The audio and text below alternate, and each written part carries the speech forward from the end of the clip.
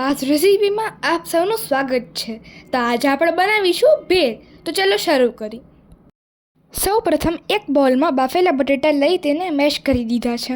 બટેટા અમે 3 નંગ જેવા લીધા છે. તેમાં થોડી લીલી ચટણી, લસણની ચટણી અને ખજૂર આંબલીની ચટણી ઉમેરી બધું મિક્સ કરી લેવાનું.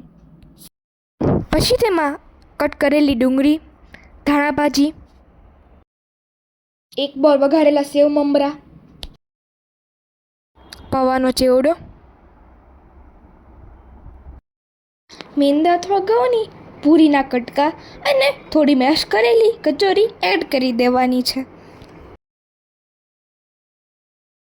ફરીથી થોડી કોથમરી અને ખજૂર આંબલીનું પાણી સરખું મિક્સ કરી એક પ્લેટમાં સર્વ કરી દેવાનું છે. પછી ઉપરથી લસણની ચટણી, ખજૂરની ચટણી, સમારેલા કાંદા, કાચી કેરીના કટકા, લીલી દ્રાક્ષ, દાડમના દાણા અને કોથમરીથી ગાર્નિશ કરી લેવાની છે. તો તૈયાર છે ચટપટી ભેળ.